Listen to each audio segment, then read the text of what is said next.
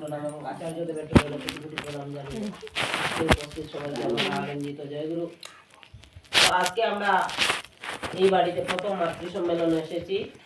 তো মাতৃ সম্মেলনটাও আমার ভালো লাগলো, মাতৃ সম্মেলন করে অনেক আমাদের ভালো লাগলো। যাই হোক, আমি সেদিকে যাচ্ছি না কারণ সময় কম। তো আমার আগে যে দিদি আলোচনা করেছিলেন ভিডিও করে না, ওনার আলোচনাতে থেকে আমরা এই জিনিসটাই পেলাম যে ইষ্টভীতি এমন একটি জিনিস যে আমরা তা বুঝতে পারি না।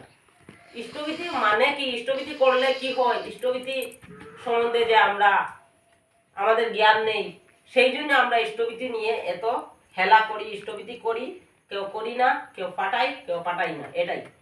যাই হোক, সেই ইষ্টভীতি সম্বন্ধে আমি দু চারটি কথা বলবো। আমাদের ঠাকুরের নাম নেওয়া একজন গুরু ভাই, উনি একবার দেওঘরে গেলেন, গিয়ে উনি ঠাকুরকে বললেন, আমি কেন আপনাকে ইষ্টভীতি দেব, আমি কেন আপনাকে ডেইলি পয়সা দেবো, ডেইলি ইষ্টভীতি দেবো, কেন দেবো? তখন ঠাকুর বললেন, বেশ তুমি দিও না। তো বলছে, আমি তো ইষ্টভীতির পয়সা এনেছিলাম, বলে সেগুলি নিয়ে যাও, কিন্তু খবরদার সেই পয়সা দিয়ে কোনো কিছু কিনে খেও না। যে পয়সাগুলো এনেছো সেই পয়সাগুলো নিয়ে যাও। তখন ওই দাদা কি করলেন, সেই পয়সাটি নিয়ে আর এক দোকানে গিয়ে একটি বিস্কুট কিনলেন। বিস্কুট কিনে রাস্তার কুকুরকে সেই বিস্কুটটি দিয়ে দিলেন।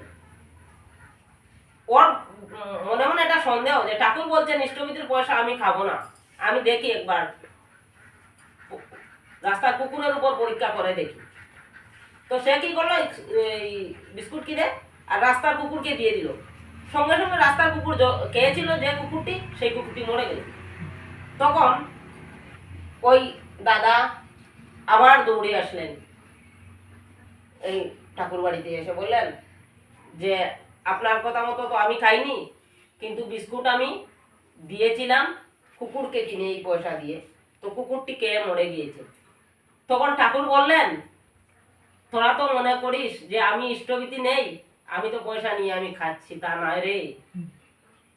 তোদের যে যত আপদ বিপদ, তোদের পারিবারিক জীবনে যত কিছু, এই ইষ্টভীতির মাধ্যমে আমি টেনে নেই। যেমন যখন সমুদ্র মন্থন হয়েছিল, তখন আমরা সবই জানি সমুদ্র মন্থন হয়েছিল, দেব এবং রাক্ষসরা মিলে সমুদ্র মন্থন করেছিলেন। সেই মন্থনের সময় যে অমৃতটুকু বের হয়েছিল, সেটা নিয়ে তো দেবগণ শুধু কাড়াকাড়ি করছে, অসুর খাবে না, দেবগণ খাবে। কিন্তু বিষটুকু গেল কোথায়? যে বিষটুকু বের হয়েছিল, সেই সমুদ্র মন্থনে যে বিষটুকু বের হয়েছিল, বিপদ আমাদের যত কিছু আমাদের উপরে ঝঞ্ঝাট, সব উনি টেনে নিচ্ছেন আমাদের কাছ থেকে।